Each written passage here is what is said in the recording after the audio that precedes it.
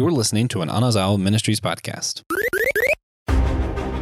Imagine your high school self suddenly waking up in the body of your role model.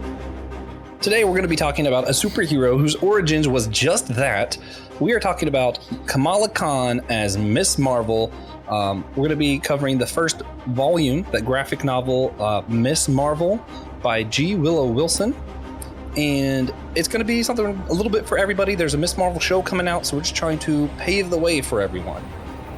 This is Systematic Geekology. We are the priest to the geeks, and that just means we like talking about geeky stuff and relating it to philosophical, theological, and just deep thought kind of stuff. And if you want to see more of what we do or just kind of communicate with us, you could always go to our Facebook group, which is Priest to the Geeks on Facebook, or you could go to our website, systematicgeekology.org. I am Joshua Knoll. I am a fourth year biblical study student, which really is like fourth and a little bit more. I finished my fourth full year, and now I'm in the summer semester, just paving out like 2 or 3 more classes, trying to get through this. And recently, I started reading. I think it was Tim Steele. Is that the guy who writes the Nightwing and the Son of Kal-El comics? Tom Taylor is the present day writer for, might be thinking for somebody else. Tim Seeley did write Nightwing for a while, but Okay. Tom Taylor's the present author on Nightwing and Son of Kal-El. Okay, I think it was Tim Seeley, but it's Suicide Squad, specifically King Shark has his own run that I happened upon at Free Comic Book Day. I was looking on Comixology, seeing what was free, and I was like, what's this? And found it pretty interesting, so we're looking to read more of that. Fun. Well, I am Thrillin' Willin' from Chapel Hillin', and if you've listened to Systematic Geekology before, you've heard my voice. If this is your first time joining us, welcome. We're glad that you are here with us, that you can geek out with us. I am a Lutheran pastor in Chapel Hill, North Carolina, and I'm geeking out about Free Comic Book Day as well. Last Saturday, we're recording this after Free Comic Book Day. The first Saturday in May is always Free Comic Book Day at your local comic book store. And my local comic book store here in the North Carolina Triangle area usually does a big deal. They have like 4 stores spread out among the Triangle, like in Durham and Cary and Raleigh and Chapel Hill. And they have big tents and lots of creators and lots of free comic books, and they have local creators and creators that actually write and draw for Marvel and DC. So they usually roll out a big tent for that day and got a lot of cool comics. And it was just great to see. They haven't been able to do this over the past couple of years because of COVID, but now like it's back and people were in person and they had a big crowd. And it was good seeing like geeks of all ages, from toddlers all the way up to people even older than me out there getting comics and connecting with those who create them. It was fun. Nice. Yeah, and that's one thing I feel like we tell on ourselves sometimes in this section of the show, because especially with summer coming up, a lot of our hosts are going to be MIA, or, Brandon's having his baby. So we're doing a lot of recording like way in advance. Right. And me being the editor, I notice it more than most, where I'm like, did he just reference that they just saw the first Moon Knight trailer? So I'm like, okay, well, they'll know when we recorded this. So, hey guys, we recorded this like early May. Now you know. Now you know. Yeah. And this will release before the Miss Marvel show. And I'm very excited for the show, even though there's been some kind of controversial decisions made around the actors and actresses and Miss Marvel's powers. I don't want to say they messed them up, but they definitely changed them, it seems like. I like to give grace until I see what they actually did. Yeah, and you can understand. I mean, you can do a lot more things in comics than you can do with real life actors and CGI and special effects. Like these comics, sometimes you can go crazy and do different things with dimensions and powers and effects and art that can be hard to capture with like human beings creating a story like that. Like the reason we're doing this now is because we love this particular character and this story. Been wanting to do this for a long time, and now that the show's getting ready to happen, we can talk about the source material. So we're encouraging you now to go out and read the first volume of this series to get to know the character before it comes out the TV show, so you can make your judgment on your own. Go out and read. And that's one thing that I love, that these characters we love in the comics and graphic novels are making it to the big screen and small screen. But it's also super fun to read it first and then kind of see how they can reimagine it or capture it up for like limited storytelling up on the screen. So we encourage you, read the source material, go out and get the comic. If you need to borrow the comic, you can't afford it, contact me. I'll make sure you get it in your hands, and you can read it for yourself. It's super fun, and glad to talk about this character today. Oh yeah. It's something really interesting. In early MCU, they made a lot of decisions to change a few different things from the comics. And we all got excited to see what they changed because we were just so excited that there was content at all. And now I feel like, and this might be a conversation for another day, a lot of fans get to where, what do you mean they changed this from the comic? And they get so upset. And I'm like, guys, remember when we were just happy? Like, I remember when no one knew who Captain America was. And I'm just so excited that I could talk about Captain America and someone be like, yeah, I like him. That's cool to me.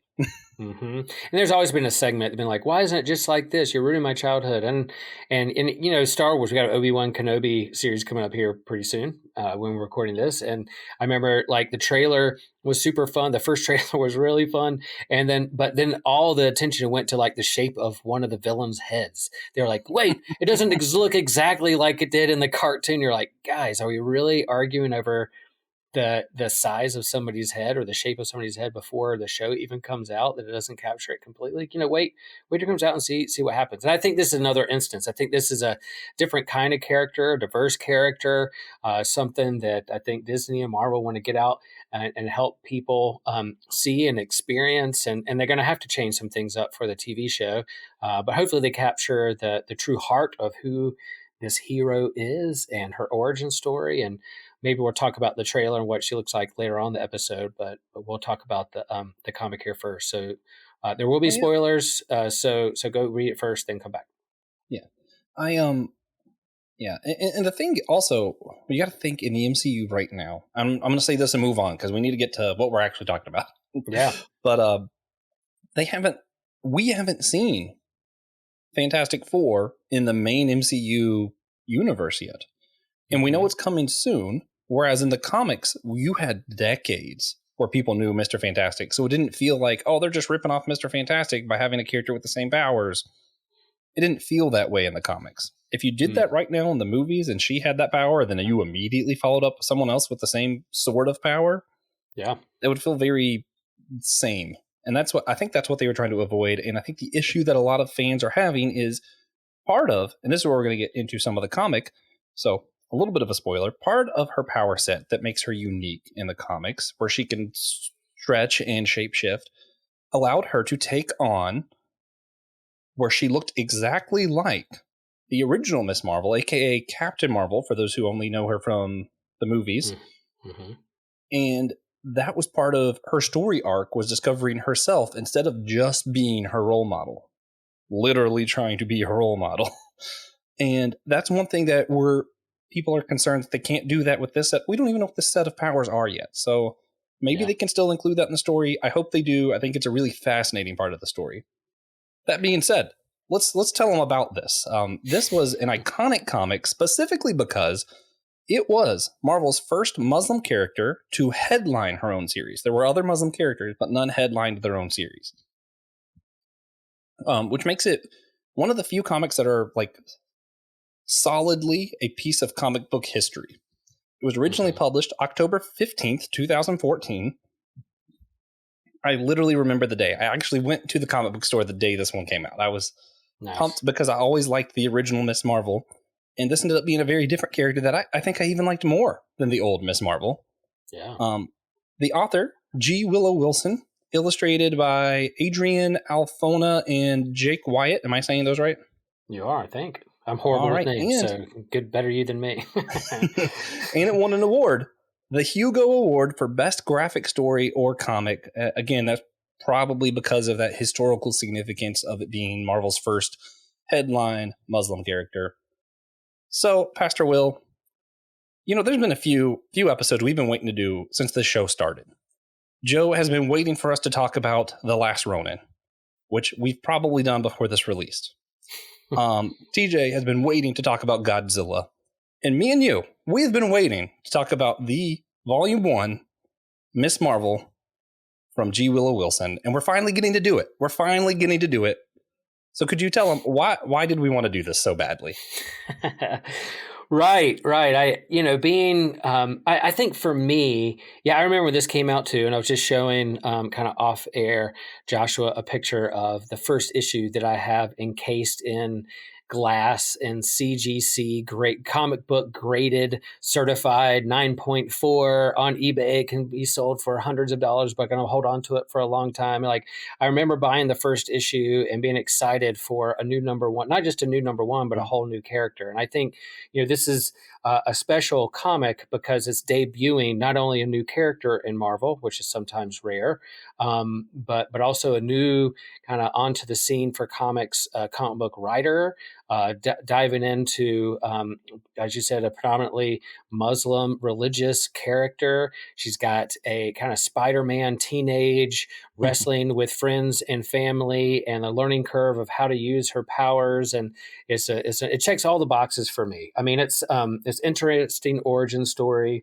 It's there's just the right amount of tension between her teenage life, between friends, and her religious life and her family. She has an interesting power set, and that's a little bit different. She's a polymorph, which means she's not just someone who can shapeshift into look like somebody else, but she can change her body and her fists to super huge. She can grow to be small, grow to be big. She can, all those kinds of things. And there's a big learning curve that happens with her. And there's history with the Avengers and Miss Marvel and how she got her powers. We'll talk about how she got her powers in a minute, but it's just a cool origin story. So, and I think it connects on a lot of levels. Do you remember the issue that started with her being a couch? She just started off as a couch one issue. Right. This is great. Yeah, and at first it was like, oh, Well, we'll talk about the thing. It looks like very similar to Mr. Fantastic. She can stretch out long and big and grow, but yeah, she can also shapeshift into a particular shape or object that make her disperse weight in such a way that she can run on water. Yeah. So it's a cool character, and it does match up to what she wrestles with in life, and kind of where she is in her own religious life and with her family as well, with the temptations that it could bring for her and others. So it's definitely a dynamic character that's a lot of fun. Yeah, and Spider-Man was also he was very wrestling with teenage stuff and regular life stuff, and it does have that same teenage trying to figure out how to be a superhero and live as a teenager. Very relatable kind of person. I know some people are very weary about having a Muslim superhero. It's not the kind of thing that I feel like if me and you were just talking about it, that we would even stop and really think about that much, because of course we know that there are Islamic people in the world. Okay. But for those who are concerned, how would you talk to them about this? Yeah, I think, I think if there may be others who are like, wow, if you had a Christian character or a Jewish character, how do you handling their religion and faith in a way that you're not, like extenuating stereotypes or over the top extreme about a particular person, but how are you expressing and communicating what this person's religious life is about? One, you don't want to get it wrong and misinterpret or misrepresent it. And then the others are feeling like, I have my own misinterpretations or stereotypes toward it. And how is it helping me grow as a person? I think it's important. I mean, here it is, like we're two white male Christians talking about a non-white female Muslim character. And so we understand that dynamic and reality of what we're talking about. But I think, the author of this particular book is a Muslim woman who knows her religion, knows how to express it, and does it in a respectful way within the comic about her life. So yeah, I mean, there's ways are you doing it just to do it to kind of patronize or to feel like you're just doing it with an agenda, or are you doing it because you just want to express who this person is, let that be a part of their life, because it's a big part of our lives in the world. Our religious life is a big part of who we are in the world as well. Yeah, and that was the thing. I guess for those who haven't read it, where you would just react immediately, it did not feel like they were trying to teach us how to be Muslim or even teach us that much about being Muslim. It was just a fact of her life. It was just, she went to the mosque. Her parents were of this belief. The Quran is actually quoted once, but it's not blatantly trying to be like, turn away from your religion. That's not what they're doing. The quote was sort of her version of with true power comes true responsibility. Instead, it was to save one person is to save us all. And that's something I think Christians could also agree with, even though we wouldn't necessarily be like the Quran is scripture, Yeah, whenever you're reading this, you're not necessarily thinking that it's being evangelistic and it's like trying to convert me into Islam. It's just expressing and teaching what this particular character wrestles with in the world. I mean, it starts off the book with her in like a grocery store or a convenience store smelling bacon, knowing that that's not a part of her religion. And somebody says, like, what do they say? They were like, chow or chow not. There is no smell, the person. And I was like, oh, they're already quoting, like playing off Yoda. She's got me. It's like in the first page. I'm like, not only is she expressing the character, but she's like playing off Star Wars. I was like, you already got me. I'm hooked. There you go. But it's just kind of wrestling with the things they wrestle with. And I think as people of faith who wrestle with certain things in their lives, or what to do or not do, and how to live their faith out in the world, and what they express and how they stand out or not stand out, is a big part of her story, and we can relate to it in that way. And as someone who grew up religious, I mean, I didn't grow up Muslim, but still some of that's super relatable. Like what you're talking about, where she's just smelling it. Like, I'm not eating it. I'm not sinning. That would be sinning in her religion, I think. I'm not entirely sure how that verbiage would sound like. But, I can relate to that. I know times where my friends were going to a movie where my parents were like, oh, Christians don't watch that kind of movie. Or, people making jokes, or, when we go to college, there's some party life. And it was one where, like, I want to be near it because it looks like so much fun, but I'm not going to do it. And I'm like, I can relate to that. I mean, that's not who I am now. But as a high schooler, as a young child, that is how you view your religion a lot of times. Yeah, and understanding your own identity. Our faith often is inherited within a family system, and then there's a certain time in our life. In the Lutheran expression of Christianity, there's a time of confirmation. We baptize babies and infants, and then when they become a teenager, they go through classes and confirmation class, and we ask them and invite them to own their faith as their own, to wrestle with it, deconstruct it, reconstruct it, accept it, stand up in front of the church and accept it, and they're really wrestling with what do I believe, what would I not believe, how does this incorporate with my identity as a child of God, but also who I understand myself to be in the world as different. So that really is what's happening with this character, Kamala, in this book, and you can see it played out. And so as a pastor who's been a youth pastor for a long time and teach confirmation and done a lot with youth, she captures it so perfect. G. Willow Wilson captures the struggle and the tension in a way that's fun and lighthearted, but also serious and meaningful as well. Yeah, that's something they did well. It balanced silly and fun and serious, sometimes dark themes in it. Great series. This actually, and this might be something that like we put a pin in it for a later episode. It reminded me of part of what I think of as the big difference between how DC and Marvel handles their comic book characters. And I think that's part of what's confusing to people. When Marvel is doing this, it's not putting up this is the ideal superhero, everyone should be exactly like her. Marvel's characters typically are, hey, here's normal people being superheroes. Whereas DC, it is usually these super grand, like Superman, who is representative of something, whether that be Jesus or Daniel or Moses, whatever. That's definitely for another episode. I've been trying to get them to let me talk about who Superman represents. But there's a lot more symbolism, a lot more grandness to DC Comics. And that's just different styles of art. Do you want to be grounded and show normal people and depict life as it is? Or do you want to depict life as it could be with these grander pictures? Yeah, that's strong. That's strong. And I think that's something they do really well here. So, Will, what do they do here? Could you just kind of run through quickly what this story is, spoiler filled, for those who want to skip the next minute and a half? They know that this is where you're going to tell them what happened. Yeah, I'll try to summarize. You fill in the gaps. Like one thing I'll share too is that here's a brand new. What was also exciting is a brand new character to Marvel, and over the years, there's been this tension between creators and artists and the big two, DC and Marvel, about who owns the character. Like, so if I work for Marvel, you're like, hey, we want a new villain, we want a new hero. Why don't you dream one up? I would be like, cool. It's called Wavestorm, and they have control over waves, and they're a pro surfer, and they're like, this is so fun. Then at some point, Marvel's going to be like, cool. When I no longer work for Marvel, they're going to be like, we own Wavestorm, and we're going to do what we want in the movies. And I'd be like, wait a minute, I created that. They're like, no, sorry, you created it for Marvel.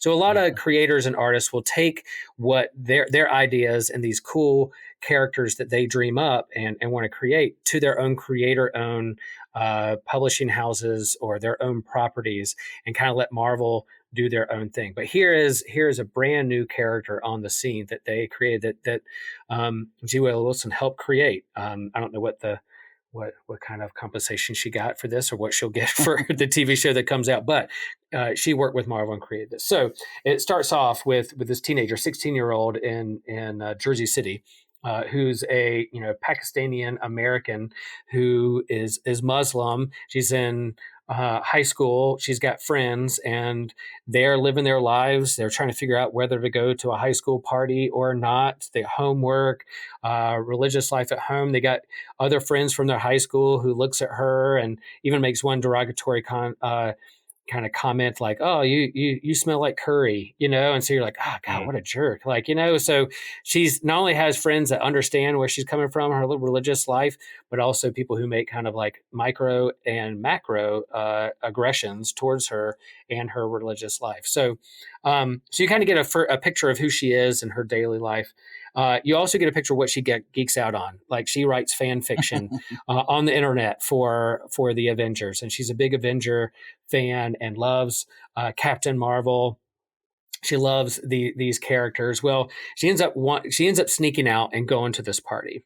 And there at the party, people are like, wow, we're surprised to see you. And again, there's micro and macro aggressions of like little digs at her and what she's allowed to do or not do, and what she's drinking or not drinking, and all that kind of normal peer pressure stuff. Eventually she gets frustrated and takes off. She runs away.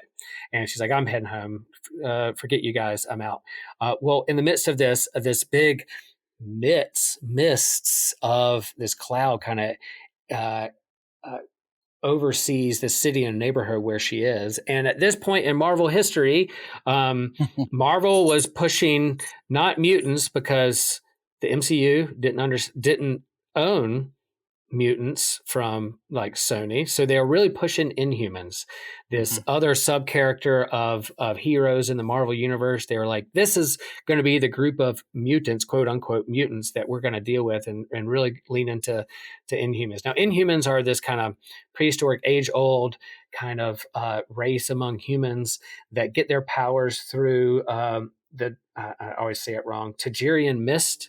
They almost like this kind of coming of age where they put them in a cocoon and put this mystical mist around them. And from this cloud, they emerge out of their cocoon with a set of powers, whether they can, like Medusa, manipulate their hair, super strong hair, or whether they can see the future, or whether they're strong, or whether they have gills. They all come out different. Well, Kamala Khan has this inhuman gene within her that nobody really knew about. So when she smells or gets engulfed in this mist, she goes into a cocoon, and when she breaks out of it, she emerges looking exactly like Captain Marvel, her hero. And so at that point in the story, you don't know if she really is her, or she just turned into her, or what her power set is. And so they, but eventually you come to find out that her power is a little bit different, and she has more of this kind of polymorph, shape-shifting ability. Joshua, how am I doing? What am I filling in? What else? I know there's a long way to go, but how's the start of her origin story sound to you? You were being a lot more detailed than I probably would have been. This is why we Right. throw it to Will. Yeah, Um, yeah. I love the fact that she was a comic book nerd too, right? And Yeah. that's something I talked about earlier, where the reason Peter Parker was popular, the reason I like Marvel is because it's very grounded. These are people. And to me, Kamala is one of my people. No, I'm not Muslim. No, I'm not a female. But you know what I am? I'm a huge Avengers nerd. And I Hmm. am someone who grew up religious and didn't understand faith. I understood rules. And that seems to be where she's at this point. And I'm like, I get it. This is a Yeah, yeah, character I that's a good really distinction. feel on a deep level.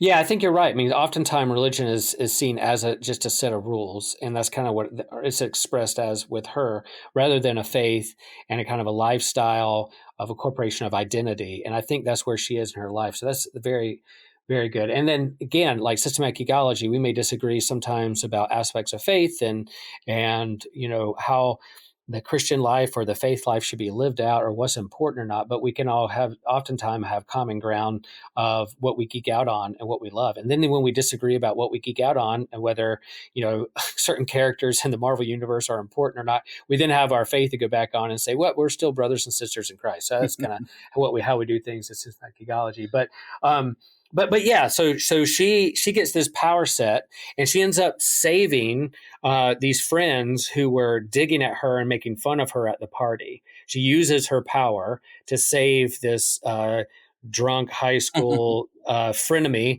out of the water from drowning, and then it makes the news that like Captain Marvel saves this person. But wait a minute, Captain Marvel is supposed to be off planet and no, hasn't been seen in a long time. So who is this mystery person? Is She's this wearing someone her just Marvel costume. yeah, she's wearing the old Miss Marvel costume, and maybe Miss Marvel's back in a different way. She's like, "Oh crap, that was me. What does this mean?"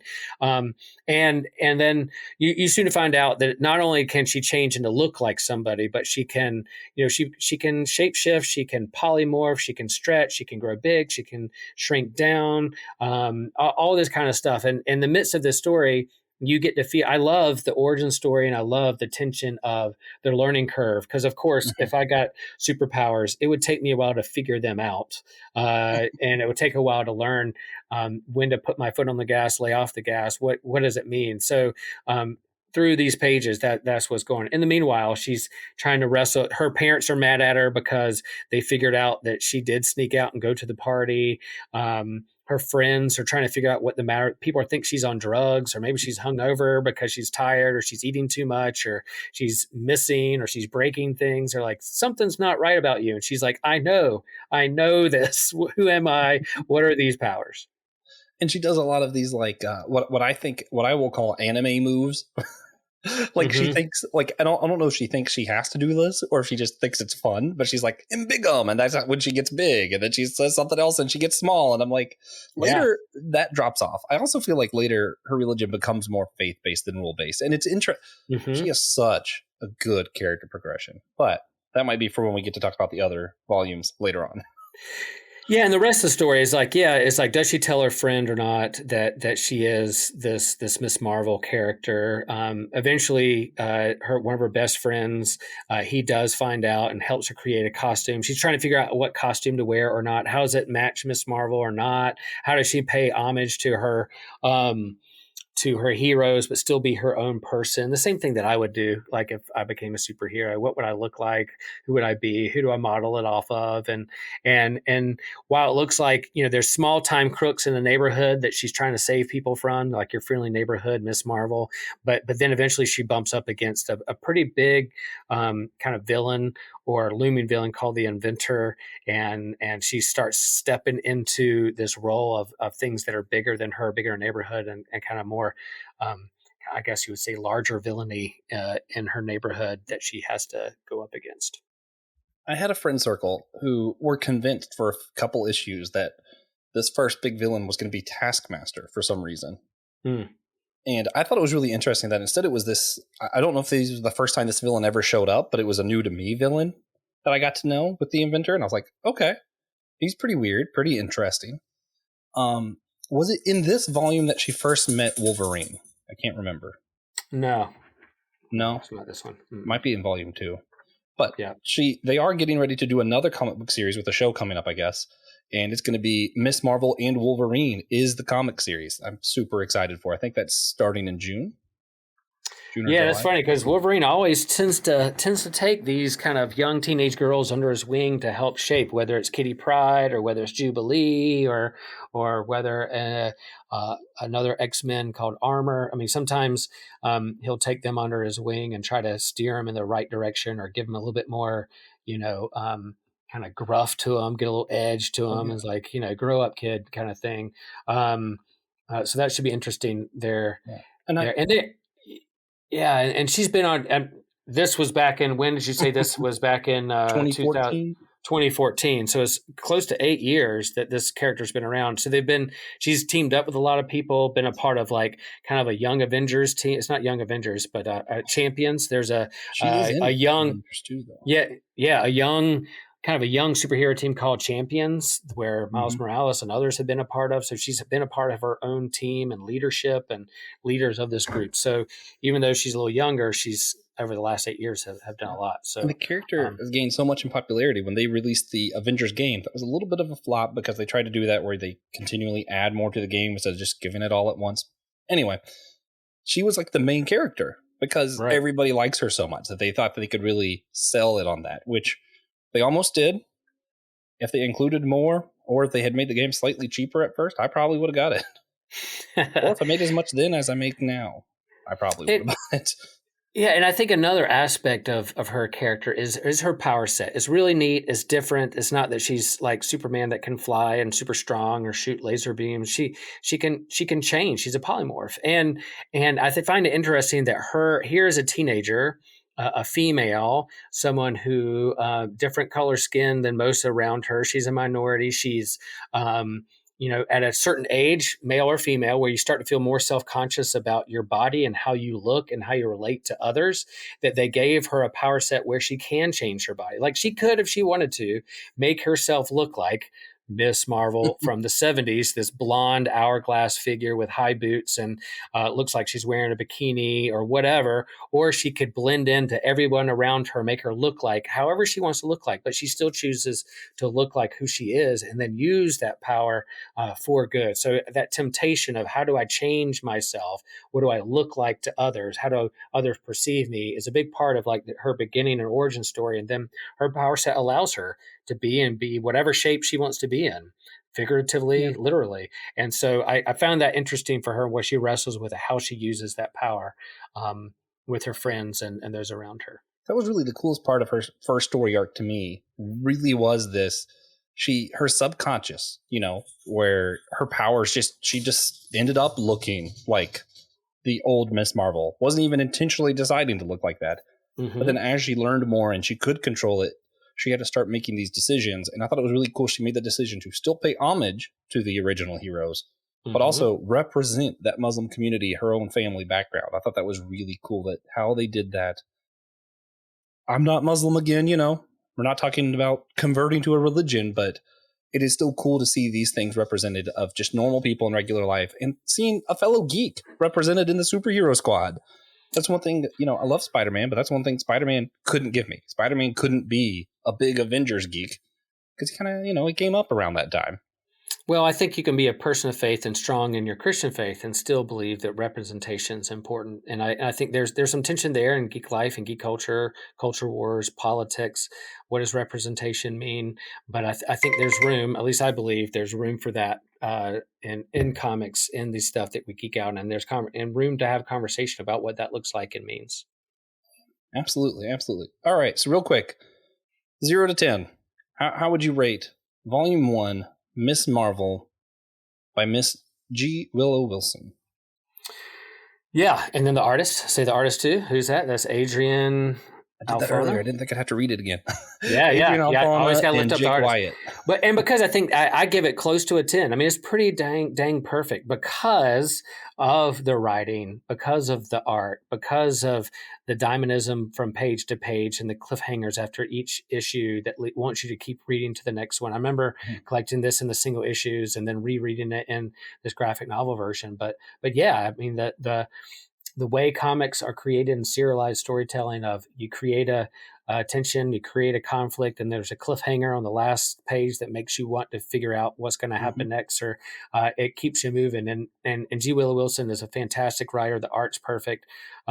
or at least I'm attracted to that kind of style of art, Yeah, me too. and the way this person was introduced and the way this character was lifted up, and it's still sticking around. I think her prominence now in the Marvel universe and with this show coming up shares how good she is. It's not just somebody that they're pushing on us. It's really well done, and so I give it's close. It's like a. I mean, is there anything perfect out there? Probably not. So I'll give it 9.8. You know, like it's pretty dang close. I I'm gonna agree with you mostly and take it further.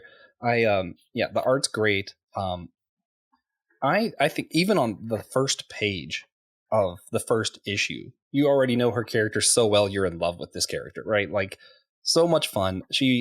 Her and Spider Gwen, they both have this fun loving high school cool character. She's a little bit more complex though. And if you guys listen to our Spider Gwen episode, we talked about the Gwenverse. I said I couldn't give that a 10 out of 10 because of comics like Captain America by Ed Brubaker, Hellboy by Mike Mignola. I would include this in that same tier as Captain America by Ed Brubaker, some of the old Stan Lee stuff. This is the top tier comics. This is it. So I'm giving it the 10 out of 10. Nice. I'm still just taken back by it. You know, every now and then when I need to comfort myself on how legalism affects people, I go back to this. Even though it's not Christian legalism, it still shows how that affects people's lives. All right. So, but let's get a little bit deeper. Let's get a little bit deeper, Will. We've mentioned this a few times, but part of that big story arc, she becomes her role model and then has to kind of decide where she wants to pull from her role model and where she wants to be herself and kind of balancing those two out. If you were a high schooler, again, if you got to go back and be high school Will, and while you were high school Will, you morphed into whoever was your hero or role model at the time, who would you have been? God, that's such a good question. Yeah, I'm gonna have to say there's two, and one, you know, I graduated high school early '90s, so I grew up in North Carolina, a North Carolina basketball fan, who from Wilmington went to E.A. Laney High School, the same high school that Michael Jordan went to when he grew up in Wilmington, and then he went and played basketball at Carolina, and then watching him play for the Bulls. I was a huge Michael Jordan fan, and so at high school, Will, if I could especially if I could have their skill set and be who they were, I would definitely have chosen Michael Jordan because I would want to dunk the basketball like he did. We watch Michael Jordan basketball games were appointment television for us in high school and in college, and then the other side would be you know, I grew up surfing on the coast too, so there's a pro surfer, Tom Curran, that I grew up looking up to and wanted to be like him and wanted to surf like him, and so yeah, those two people, Tom Curran and Michael Jordan, I would morph into them, and then if I could have their power set, their skill set, that would be even better. How about you, Joshua? What about high school Joshua? If I had to, my role models in high school, one of these is going to sound like a cop-out, and it's going to be really cheesy. The other one is going to be kind of weird. So I'll do the weird first. I obviously have always been a huge Florida State football fan, and idealizing the old golden age of Florida State football. And fun fact, my mom went to school with this quarterback. I would want to be Chris Winkie. Yeah, he flopped in the pros, but man, was he a legend back in the day. Sure, okay. The other cheesy one, probably would have wanted to be my dad. My dad was always just one, especially in high school. You know, when you're around him that much, you know, now, yeah, I different in how I express my faith in religion some from my dad at this point. But at that point, I didn't know that much. I didn't have any real differences, and I just wanted to be exactly like my dad. And in some ways, I still want to think I am.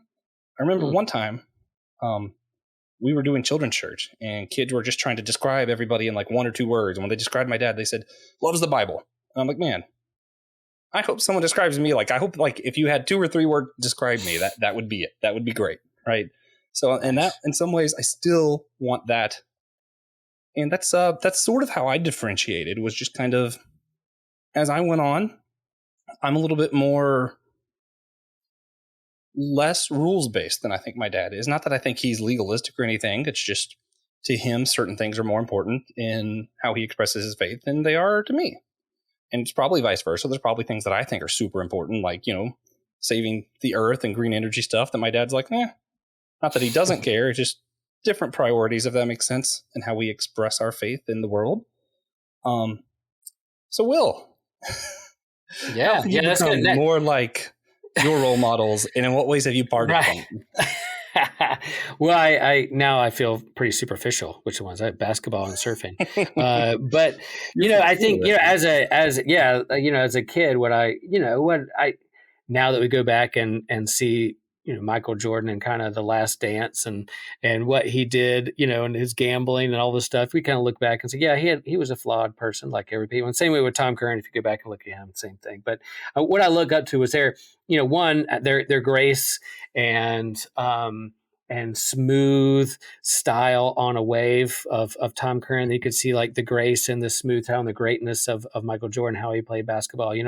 How the competitive nature of their lives and how they postured themselves and how they rode a wave or played basketball. I mean, I hope that approach to me, in my own life, that I hopefully have the skill of whether it's doing ministry in my family or with my friends, that how I posture myself towards others is with grace and with style and lightheartedness and with a sense of humor. Some of those things I hope that I've learned from and are a part of my life today that I've grown into. Yeah. Do you think it's useful for Christians to have role models that aren't, just Jesus? Well, yeah, I think that's kind of one thing. Protestants don't lean to it as much as, say, Catholics and Episcopalians and Orthodox, but that's kind of the pantheon of saints. The communion of saints, of these certain people that we lift up as kind of heroes of faith, whether they're from the Bible or from church history, people that exuberated great faith or modeled faith for us and how they approached it in the world. I think you can have role models, and just to know that they're still human, they're flawed, that they're not perfect, that they probably made mistakes and will make mistakes. We definitely, our role models can disappoint us just as much. And I'm sure there's, over the course of doing pastoral ministry for 20 years, there's been youth and people who look up to me. But I also hope and if they saw the way I acted in traffic, they'd probably be like, oh my gosh, who is this guy? I don't know if I want to look up to this guy at all. But to also understand we're human, we're imperfect, but in terms of how we approach the world, our relationships, and our relationship with God and others, hopefully there are things there that we can look up to and learn from. I think, we're not individuals, just me and Jesus, me and God. We're created to be in relationship with other people in community, and we all grow and learn from one another. We're all in a process of becoming who God is calling us to be, and so I learned how to be that through Joshua and through others in systematic ecology and those in my church and those who I'm friends with. And we learn from others' mistakes as well as we express and help other people learn from our own mistakes. I think role models are important, and community and how we live and grow in community is important too, which is why we do systematic ecology in community as well. Yeah. That's where I think that's basically what discipleship is, to an extent. Always deconstruct those who came before you, rethink things, solidify what the faith means to you, but also be willing to humble yourself and learn from others. Zechariah, I want to say it's 3 or 4, but there's a prophecy of these 2 olive trees pouring into lampstands that pour into the lamps, that pour into candles. And the imagery, when he explains it, the 2 trees were the king and the priest of the time. And it's this imagery of leaders pouring into other people. And to me, I feel like when you go to Revelation, you see the lampstands again. I think that's God reminding us of the importance of these role models, these leaders, these discipleship, mentor, whatever you want to call it. But don't put it on too much of a pedestal. That would be the one thing. Don't try to look exactly like Miss Marvel. Be your own version of that.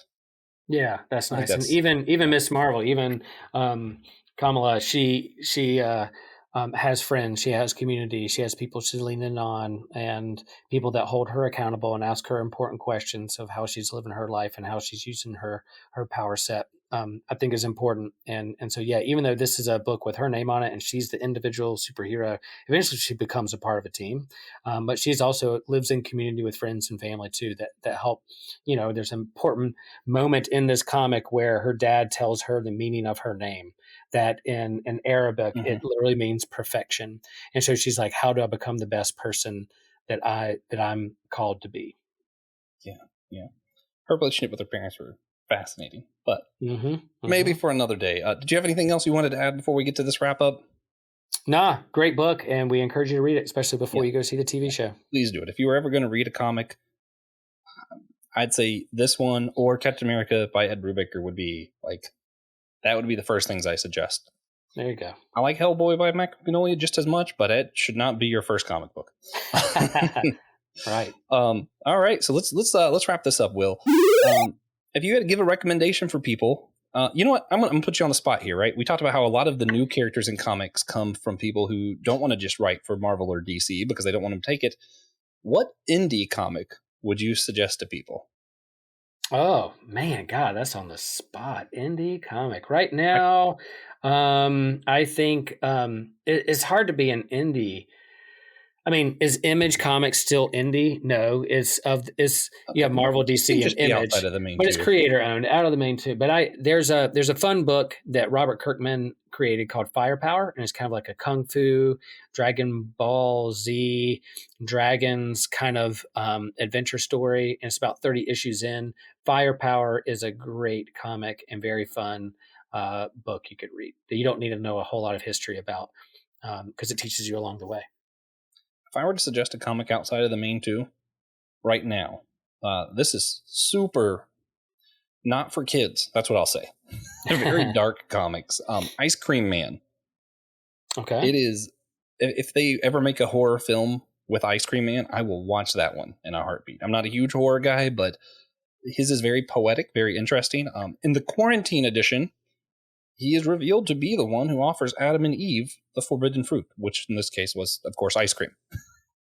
Wow. So who's the creative team behind that? Who's the creative team? Do you know? Man, that's a good question. I just happened upon it and started reading it, and I didn't even think to look at that. Well, while you're looking, I have another recommendation. You'll like this because you're a big Captain America fan. The new author for Captain America is Tochi Onyebuchi. I think that's how to say his name. Tochi. He is writing an upcoming new reboot of Captain America.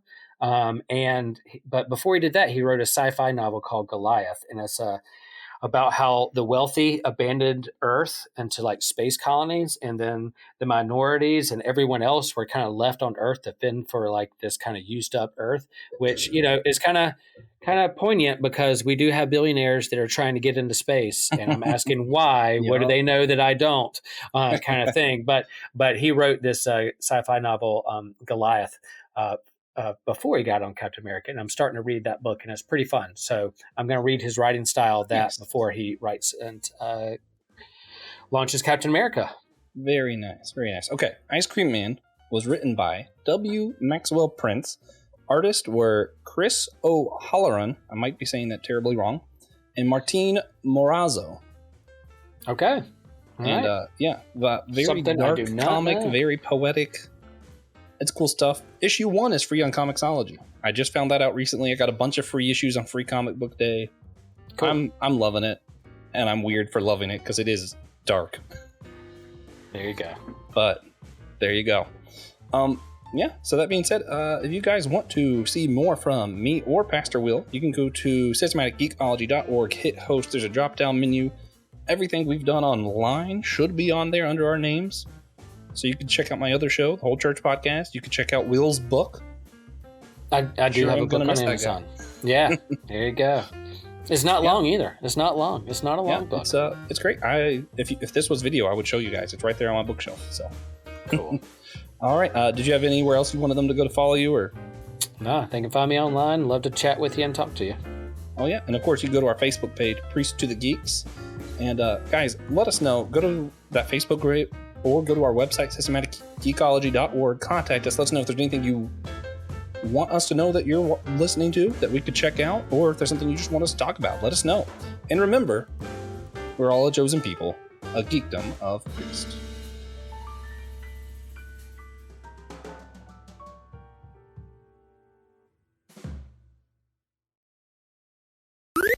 This was an Anazao Ministries podcast. If you enjoyed this show and would like to learn more about our network, be sure to check out the Anazao Ministries Podcast Network.